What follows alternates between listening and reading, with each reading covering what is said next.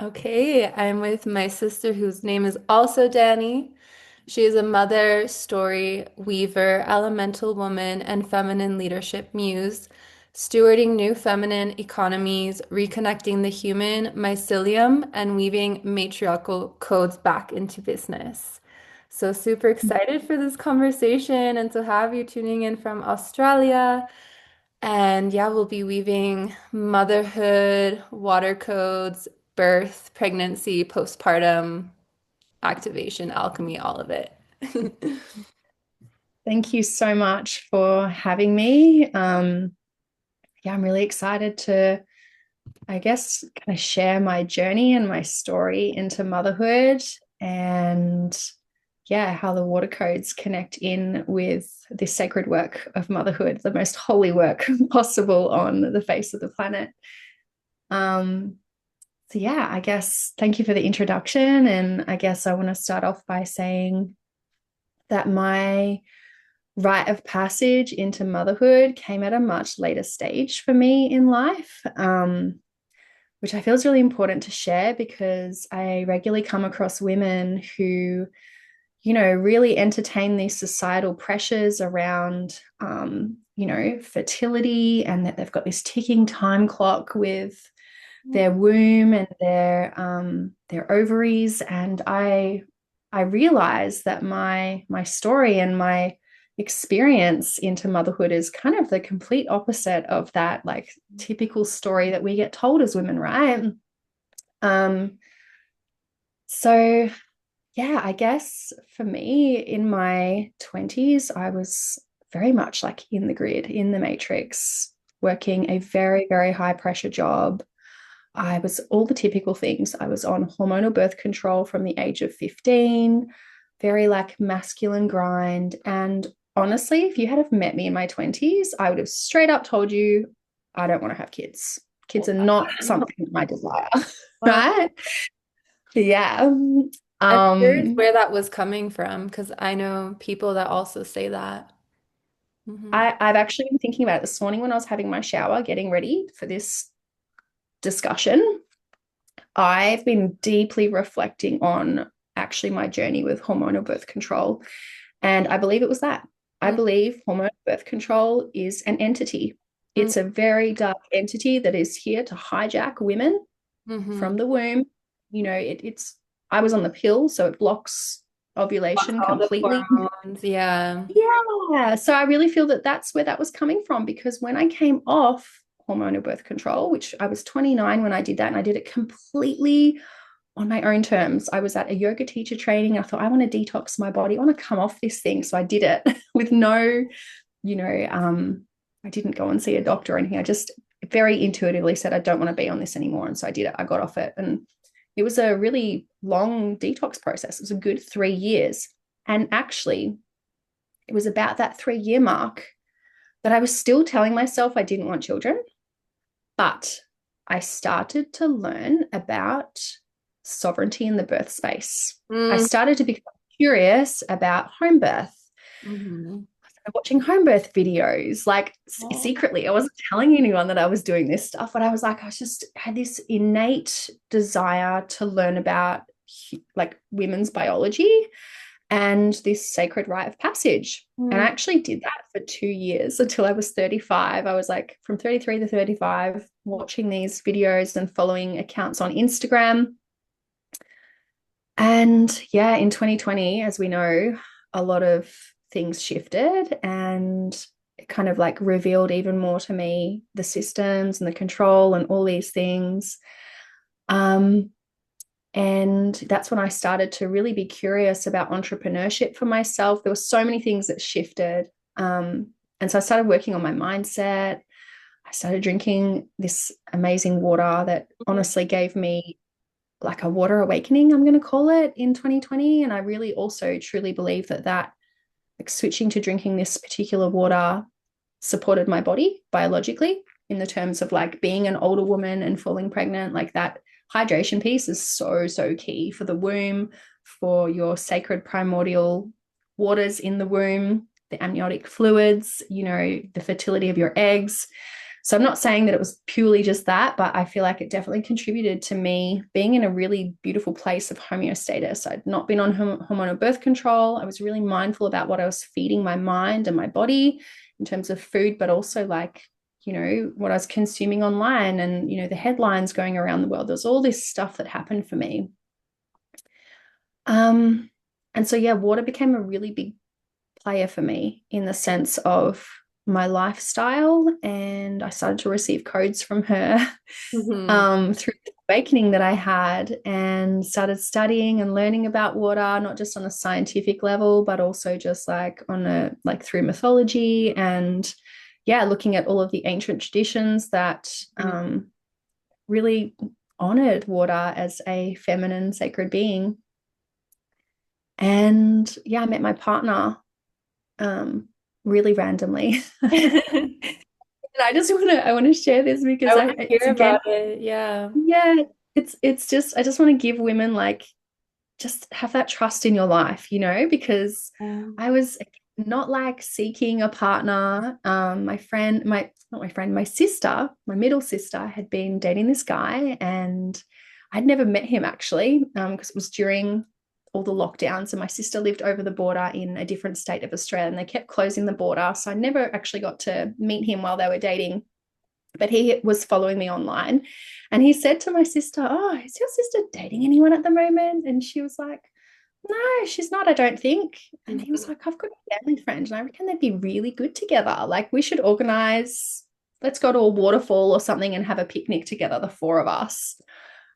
And so I agreed. And the weekend that we had planned to do it, there was a lockdown. And so wow. the border closed and my sister couldn't come. Mm. And this guy had started following me online, the guy that was meant to be, hooked up with.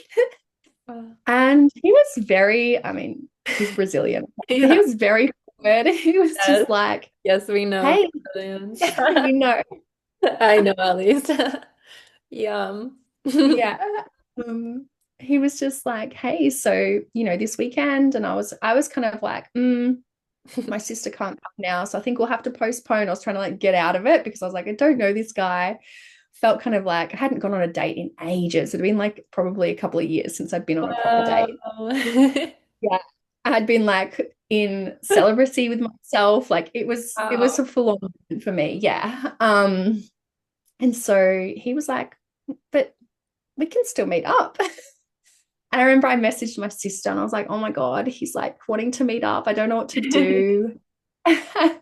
And she gave me some really sound advice. She was like, "Danielle, okay, stop thinking that this has to be something romantic. How about you just go and meet him as a friend? Think about expanding your friendship network, like just with that intention." And I was like, wow, that's a really great way to think about it. Like, so I did that. I went and I met him and we went to this waterfall in Currumbin Valley, which is a really beautiful part of the very south coast of Queensland. It's like lush jungle. It's actually Gondwana land, so like very, very ancient jungle rainforest with a lot of codes. And we went to this waterfall and we sat there for more than 6 hours talking about so many different things. It was really such a beautiful time. And from there, we just were weaving together.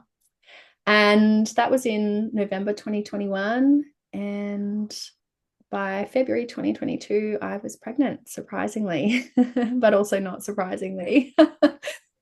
um, and I was 36 years old at the time. So I was 37 when I actually gave birth. Um, so yeah, so I feel like I'm a bit of a late bloomer in life. And I also recognize that, and again, this is where I'm talking about the trust piece, trusting in your life and the path that unfolds for you naturally as a woman when you start to really lead from the womb and follow those drips that come through. Mm. If I had started my motherhood journey in my 20s, it would have been completely different. It would have been completely, in the mainstream norms. I most definitely would have had a hospital birth. Not that there's anything wrong with hospital births, but for me, that like now that I'm aware of the system and Mm-hmm. the harm that gets done to women and children and babies in hospitals, and the fact that it's a business, it's not something that I desire for myself. But hospitals definitely have their place in an emergency situation when it comes to birth. Um, I would have gone down the path of, you know, doing things to my child that don't need to be done in the sense of like healthcare.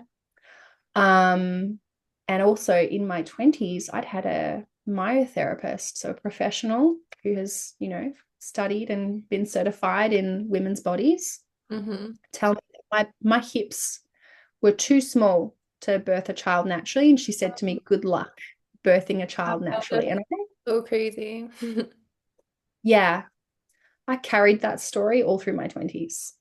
I literally thought that I couldn't birth babies naturally. And so anytime a conversation had ever come up about potentially having babies or like, birth, I would always say, oh, I would choose to have a C-section. Wow. So yeah, for me, going into my birth, I knew that I desired to have a home birth. And I didn't do what people would call a free birth. I actually did have a midwife that attended my birth, but I was very selective in choosing which midwifery group to use, and I used a group of women who practice as much as possible within midwifery, that's tied to the system, undisturbed physiological birth. Mm-hmm. So yeah, she was there. My birth was, it's almost hard to explain, to be honest, I to want to put it hear into about your birth story. words. I want to hear Mhm. the labor too. Well, yeah, the birth. Yeah. So, um, yeah. Okay. I also want to share this because this is another really key part of my story that is outside of what people normalize when it comes to pregnancy and birth. Obviously, my son is my first child, and I was really cautious not to share with people my due date that was given to me by, I went and saw the doctor once Mhm. just to get my bloods done, actually, just to double check, that everything was in place. And they just basically tell you your due date. So I knew whenabouts I was due, and I was really cautious not to tell too many people. And yeah, my date that they gave me was the 4th of November. Mhm. My immediate family. And yeah, I had one ultrasound. And at the start, I actually didn't feel the need to go and have an ultrasound, but my partner has been through a stillbirth in the past with a previous partner, and he was really like wanting to check. Yeah. So I really honored that for him. I was like, not like, no, I don't want to have. I thought, you know what, it's okay. I'm happy to do that. And let's, check that everything's on track and good. So we did that. And I had it quite late. I had it when I was 15 weeks. Mhm. And they were shocked when I came in to have a scan that late and that I hadn't had a scan previously, which was also a really funny experience to deal with when it comes to dealing with people trained in the system when it comes to, female bodies. um, I got a lot of like projection, a lot of fear onto me as well, which was really interesting. But as I said, I've been watching all these home birth videos, and I think a really big part of birth is understanding that there cannot be birth without death. Birth work is death work. And Mhm. so, a really big part that I think a lot of women don't dive deep on is the death piece. We are organic life, and death in the birth world happens in all scenarios: home birth, free birth, hospital birth. It happens everywhere. And so, really working with that element of like that shadow part, I guess, of birth is really important to understand your role here as the gatekeeper between heaven and earth. You are literally the portal. Um, so anyway, I got a little bit off track there, but what I wanted to share was so my due date came and it went, Mhm. and I kept Baby stayed inside, kept marinating. He was roasting in there. And I ended up going to 43 weeks. Wow, there's Exactly. another sister I interviewed, Abian, and she also had a 43-week birth. And so this is really beautiful that both of you had this. And she was saying that there is no accounts of women having that considered late or past, but yeah. Wow. Yep. Mm. Yep. And when I looked at like statistically with my midwife, she gave me some information just to consider, in terms of like allowing to not be induced and all the things. She's like, that's like my job is to provide you with the information. I was like, yeah, cool. I'm happy to read it, but I trust my body. Yeah. And also like nothing had changed for me. I think that's another really important piece. I mean, obviously I'm not a medical professional. I'm literally just sharing my story here, but my baby's movements were still the same as what they'd always been. So there were a number of things that I knew were really good indications that there was nothing to fear and nothing to be afraid of. And I was an induced baby. Oh, Um, so this was part of yeah. your work then. Yeah. Wow. I was an induced baby. I wasn't breastfed. I was formula fed. My I mom had wasn't me really breastfed young. either. Yeah. Nope. Yep. And so this is a really big part of me, like reclaiming for my lineage, Mhm. this rite of passage. And so my parents knew my due date. They had shared it with both my sets of my grandparents as well, and a couple of other like close family members. And obviously, I was still in the workforce then, and I'd gone on my maternity leave. So whilst I hadn't told everyone at work my due date, they knew I was like obviously not at work anymore, so it was time.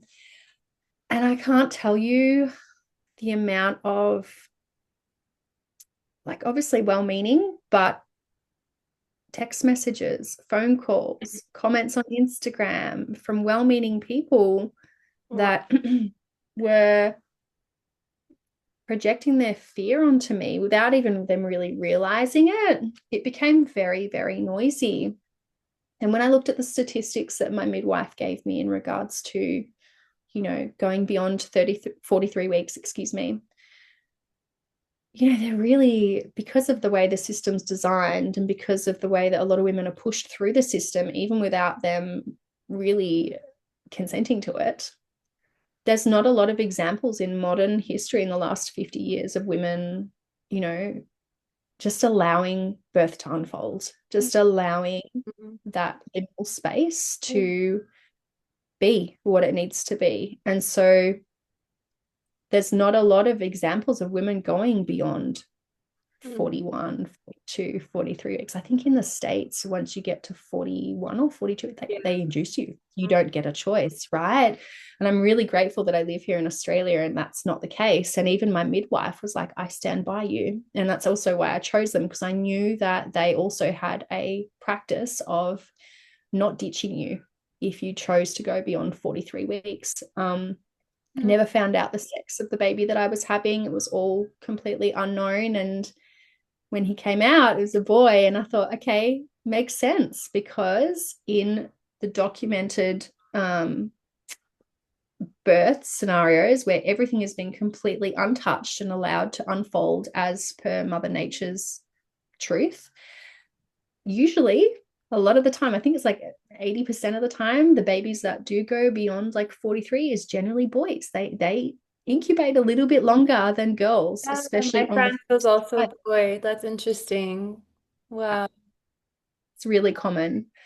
And then I also, so after I, gave birth and everything was beautiful, it was like honestly my dream labor. Like I couldn't have asked for anything else to go more perfectly. Um, and once I started to come out of that bubble of that early postpartum, and yeah, people learned that, I'd gone to 43 weeks because I went completely offline in those last Mhm. 4 weeks. So I was like, I just need to shut out all the noise and really be with myself internally and allow me and my baby to work together.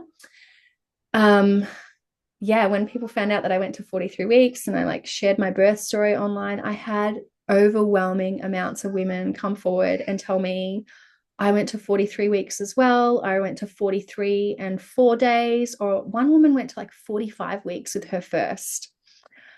And it gave me just this like 45. sense, yeah, yeah, 45 weeks. Could you imagine the amount of Wow. she was receiving? Yeah. And I guess it was a really beautiful, just like remembrance for me to hear other sisters sharing that this is Mm, actually completely normal. It's completely normal. And yes, I mean, given sometimes there are some things that are risky going beyond. And again, it's just where I really want to say that this is for the woman to decide, like the woman needs to be deeply connected with herself and with her baby intuitively to know if there might be something that needs to be checked and then go and do that, right?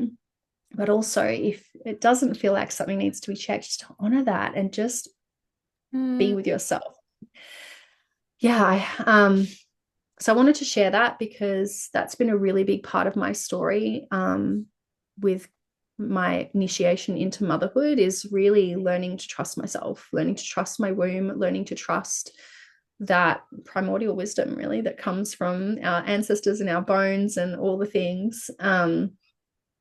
Because both of my grandmothers birthed at home, interestingly enough, but they also both had hospital births, so they had very mixed in. My mum's mum, she was told, so they lived back in England back then, and her first birth had to be in the hospital. That mm. was the rule. First birth in the hospital. If that birth went okay, you were then given the green light to birth the rest of your babies at home. Wow. So, That's insane. yeah, isn't it? Yeah. Mm.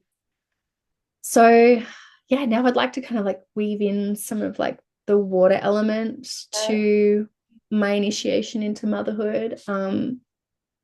I knew the moment I felt pregnant, I was like, I am going to have a water birth. Mm. Um, and I chose to use a water system to create what I would call like sovereign water, to remove all of the chemicals and the additives that are added into tap water here in Australia.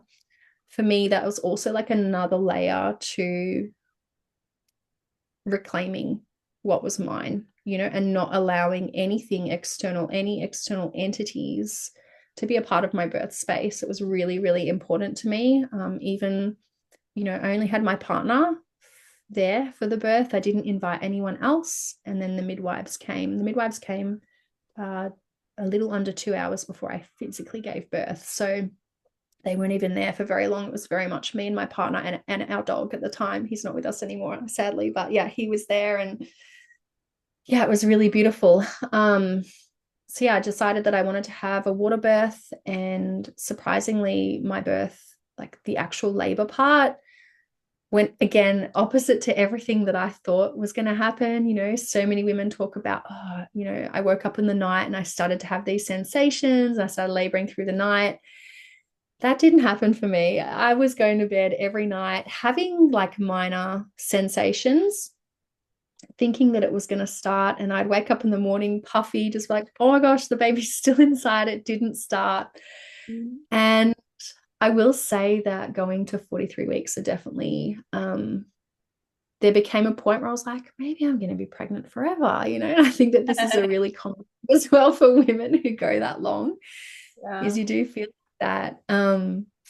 Anyway, my labor started in the morning, like 9 a.m. And I actually didn't realize I was in labor. I was very much in denial, thinking, oh no, it's just the same feelings as always. And I did a video call with my sisters, and they actually took a screenshot from the video call. My face was so puffy at the time. Again, I didn't realize it, but I was definitely in labor. Um, and yeah, by 12 o'clock in the afternoon, I said to my partner Carlo, I said, babe, I think we need to fill the birth pool. Like I feel it. It's something's happening. And so he quickly, we had it kind of all ready, but we just had to like put it in its place and feed the tubes from the bathroom and yeah, get the water in. And by 1 o'clock in the afternoon, I was getting in that pool. Mm. And I did not move. I didn't move at all. I got into that pool, I got down on my knees, and my labor was intense. And I actually can't imagine myself in this particular birth having not labored in water. The water was incredibly Mm. strengthening for me. There was an element of like really feeling held by her when I was moving through these really big sensations in my body. Um, the the waves that I had when my baby was coming down through my body were out of this world. I don't even really have words to describe it other than it was kind of out of my hands. It felt like it wasn't my body. Um, I remember Carlo called the midwife and was like, okay, she's in the birth pool. He was like timing the waves and they were getting closer, but they were all perfectly synchronized. The Mm. amount of time the wave came for in the sense of the rise, the fall was the same amount of time. It was all perfectly in sync.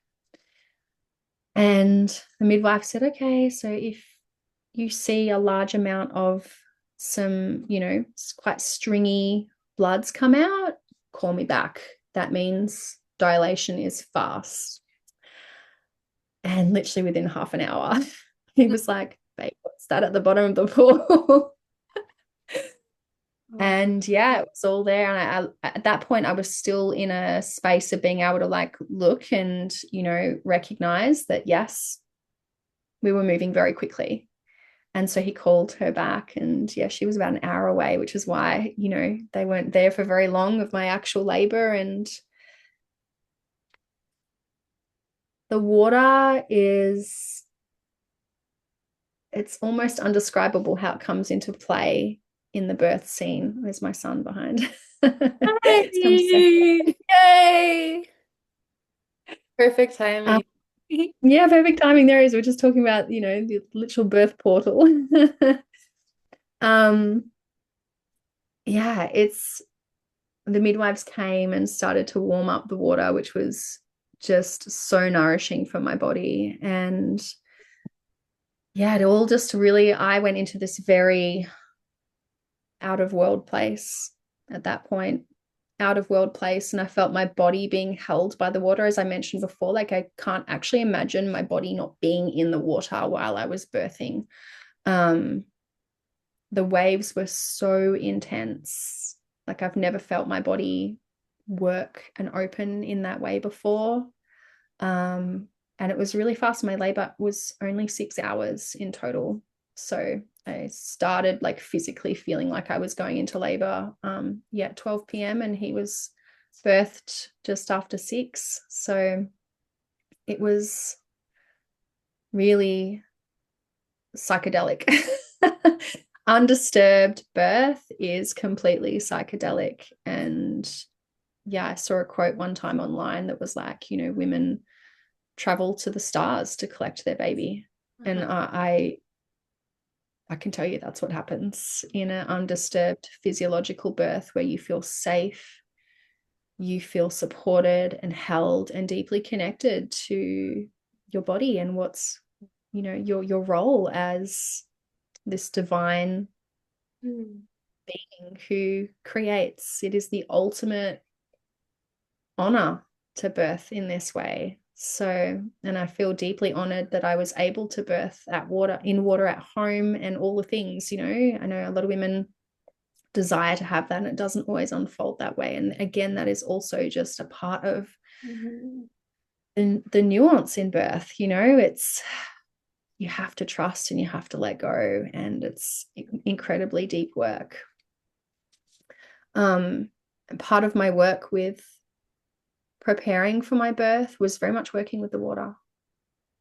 I had an altar set up in my lounge room, not only for my birth, but an altar with sacred water that I had been praying to. I had been sharing, you know, my my fears, my trust. I'd been sharing everything with the water. And I like to think that water is a sentient being. She carries the codes of everything, codes of creation. Mhm. She, I know that because you're a water woman as well, but all the study that's been done around, different words being said to water and how it captures the essence of these words, whether that be positive or negative. And Mhm. I look at Winston's work online, how she's capturing in crystalline form, images in water. It's really, for me, that is just undeniable. And yeah, so a really big part of my preparation for my birth was just communing with water and giving thanks to her, and really honoring the waters of creation that are within my womb and supported my baby throughout our pregnancy. So yeah, there's like so much that I feel that we are reconnecting with as women when we start to remove these entities that are designed to disconnect us from what we're here to do and the power that we hold. Oh, there is. Okay, you go. How old is he now? He's 2 and 7 months now. Mm. Yeah. So, Yeah, I'd love to hear about your postpartum as well. yeah, okay. Um, how do I describe postpartum? Okay, I'm gonna preface this. I'm gonna preface this, right? And this probably doesn't apply to all women, but it certainly applies to me. So maybe I'm speaking, to my younger self if I could go back in time. When you're in your maidenhood and deep in your maidenhood, it can be really difficult to see your matriarchal friends in your circles. And I had many friends who gave birth when we were in our 20s. And I tell you what, that's one regret that I have in my life is not understanding. I mean, of course, you can't understand until you physically go through yourself, but also just not really recognizing this immense rite of passage that they have been through. And I deeply regret not holding my sisters more, not being there as a maiden for my mother friends, because oh my goodness, that rite of passage into motherhood is so big. It is, you can't tell a woman what it's going to be like until she experiences it herself. It really truly is just immense work. It's beautiful, it's sacred, it is full of every polarizing emotion, every polarizing experience.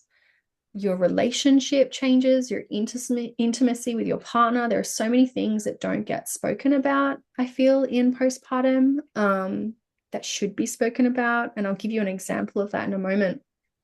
Um, but yeah, if there are any maidens listening to this and, maybe you've got some mama friends in your life, I really urge you to, yeah, make some time for them and go and hold their babies or, so they can go and have a shower or take some nourishing food over to them. And it's not even just in that immediate postpartum bubble, like those first 90 days. It's still 2 years beyond. It's postpartum is forever. It's for life. I can absolutely hand on heart say that now. Um, but yeah, motherhood is huge. And there's so many different phases, different seasons in it, and we need different things in the different seasons from our maidens. And I feel like that piece on my end was definitely lost when I was a maiden. So, Love and that again, you're I feel sharing like, that. Hmm. hmm, Yeah. I definitely feel like that was also partly due to being on the hormonal birth control. I was very disconnected from it. So, yeah, I just wanted to share that little message there. But yeah, looping back into what I wanted to speak on before. What was I thinking? I was trying to say. Oh, yeah. There was one part of my postpartum that I had no idea about, and something that physically happened to me from my birth because my labor was really fast. I ended up with a mild prolapse post birth. What is that again? There you go, right? What is that? So there are four kind of main types of prolapses that women can experience post childbirth when it's a natural childbirth. There's like rectal, there's like vaginal tissue, uterine, and then bladder. Mm. So yeah, basically what it means is, and it can happen to women, not necessarily on the first birth, but maybe the second or the third, when the body is, hasn't maybe had time to recover between the first and the second birth the way that it needed to. There's a multitude of reasons why women can suffer a prolapse. In my case, it was because my birth was really fast. The actual labor was really fast. It was very intense. As I said, it was out of body. The energy that was coming through and bringing my baby down physically through my body was like, I did not know that I held that type of intense energy. And it was very, I felt I was out of control. I felt like I couldn't control it. And so what happens when we have a labor like this is the tissues don't have time to stretch and relax the way that they need to. And so other parts of the body have to give way to compensate for that. Okay, it'll be finished quickly, baby. All right, go back and watch. Sorry. I have a question. Is there anything that could have been done to slow the labor? Maybe like a plant or a specific position or breath?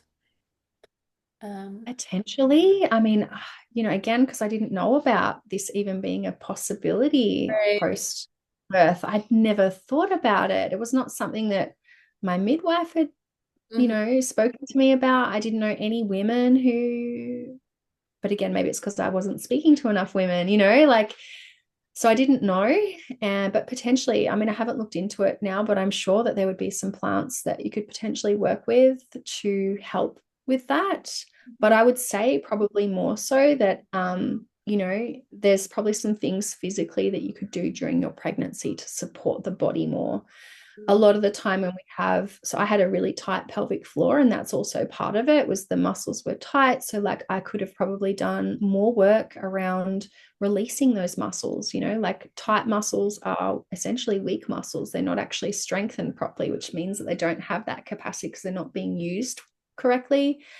And again, this just comes back to that really deep work for women of understanding what you're holding on to in your tissue. It can be really simple things like when you said yes to something, but you really wanted to say no. And so your body holds on to this energy physically in your body, it holds in the tissues. Um, Also, this is where the hydration piece comes in, making sure that you're keeping your tissues and your fascia and all the things really gel like, and feeding your body the right type of water to support yourself through these big initiations. Um, and so reflecting back on it now that I've learned about prolapse, learnt about why it happens and how it can happen for some women, I definitely do agree with you that there'd be some things that women can learn about. And part of that is really fascia release, letting go of, yeah, Get emotional. yeah, Do you have that's it? it. What kind of prolapse did you have, if you don't mind sharing? Yeah, I had vaginal wall prolapse. But did So that just need tissue. paired? So it's basically like I still actually have it at the moment. It hasn't fully healed yet.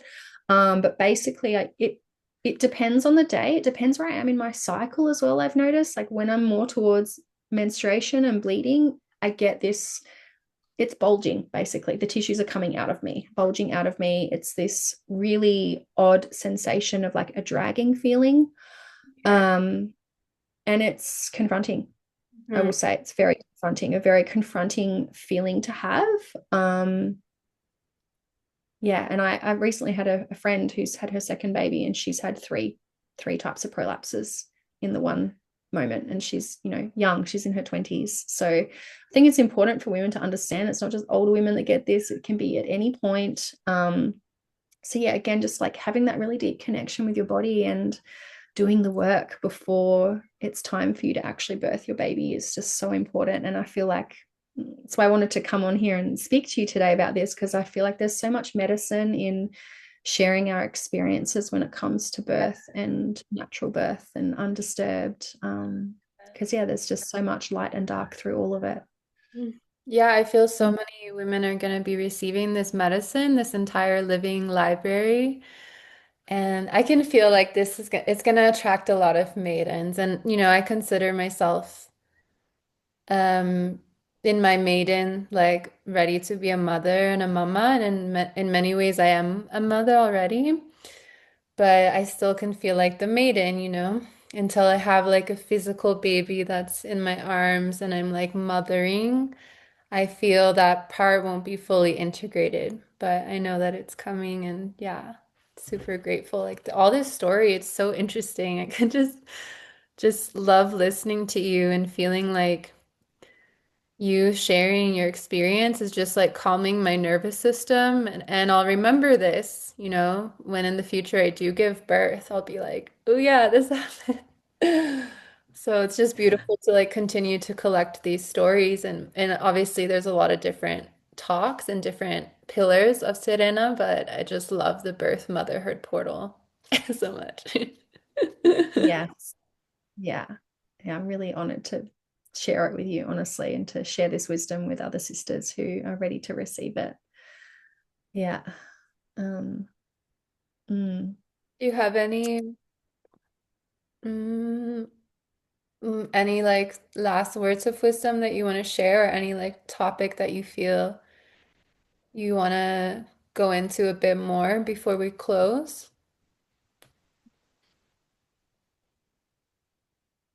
I guess the only other thing that I would mention in here, and again, like I'm not a healthcare professional, I'm just sharing from my experience. But in regards to the water and Mm. birth, motherhood, that whole spectrum, minerals. Mm. How important mineralization is, Mm. especially for postpartum and Mm. even prior, preconception as well. Like just minerals. Okay, let's just say it. Let's pull it back. Minerals for women. I want to share this and yeah, just how simple and effective minerals are in water, Mm. for your body, in the bath, in your birth pool. Yeah, when I awoke to mineralization of water, um, it changed a lot of the game for me. And I feel like a lot of women could potentially, yeah, just open themselves to receiving some more wisdom from minerals that come from the earth Mhm. because they are our like nurturing, Mm. block building, sacred guardians of the water, really, and of our cells and the building blocks of life. And like one mineral in particular, just magnesium, for example, is such an underrated mineral, but plays such a huge role in women's bodies, our biology, um, you know, preconception into motherhood, postpartum, all of it. Even in your birth pool, I put so much beautiful magnesium into my birth pool, which really helped with the intensity of my labor. So, yeah, I just wanted to kind of drop that in there as well. Is that there are minerals that you can add to your water that will deeply support and nourish your body in ways that you've probably never really felt before. Um, and there's also a particular mineral that I work with that also works as a purification system, which is a really effective, beautiful, cost-friendly way to purify the waters for your birth pool. So if you weren't able to have like a system like what I used for my birth, these minerals that I work with work as exactly that. They actually use the process of redox to completely, Oh, yeah, completely annihilate, not annihilate, but you know what I mean, break down over 200 known contaminants oh, that wow. are in our water. Mm.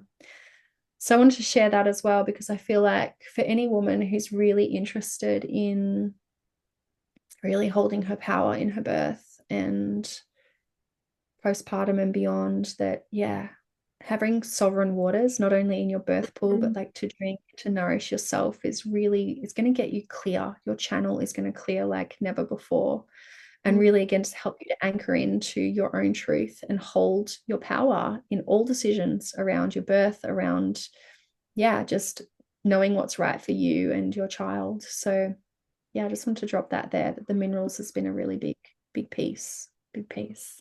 Thank you so much. I feel that in my womb when you said sovereign waters and just this conversation, how it's a transmission and like I'm definitely was like receiving, it's hard to explain, but like an ethereal, even like as you talk about this, like I'm feeling the waters and just was seeing again, like this is a prayer for the waters of Mother Earth, of Mama Gaia to be purified, and just seeing how we can do that in ourselves, and then also like go to sacred waters and places and sing to the waters and bring our energy of like purification, to the hot springs, to the lakes, to rivers where there's a lot of pollution and yeah, just feeling how there's so much pollution of the waters around the world. So just so grateful that you have this awareness and consciousness and are sharing it.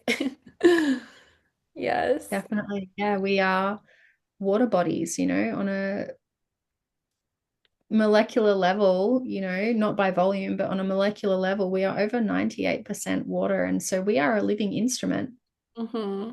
a living instrument and a electrical conductor of the waterways. And when we connect with water in this way, she's got profound messages to share with you. She will hold you in ways that you won't even be able to understand on a physical plane. But our connection to water is incredibly deep, and it's primordial when it comes to motherhood and birth. Hmm. So, yeah, Yeah, thank you for of course. this. One more thing, I just love how you were talking about the salt too, like, well, the minerals. And I was feeling the energy of salt and just, because I work with plant spirits, but I also am like, this is like the elemental, it's an elemental being and just feeling the salt and magnesium and the minerals. And like women used to go to hot springs to birth or like prepare for their labor. And I just know beautiful places in California where, there have been midwives, like it is a place of midwives, and there's a hot springs where women would go to pilgrimage and actually labor. And so just feeling like you recreated that in your birth portal. Yeah. Yes, and any woman can recreate that, and I think it's just really us returning home, right? It's just us returning to the origin of Mother Earth and reclaiming it, because everything that we're taught in society and the way that our society is constructed, especially here in the West, is separate from it. And as women, we get to anchor that back in. And I feel there's such a rise in women doing exactly that. And it's really beautiful. So, and this living library is very much a part of that. So thank you for creating it. Thank you. Mm, yay.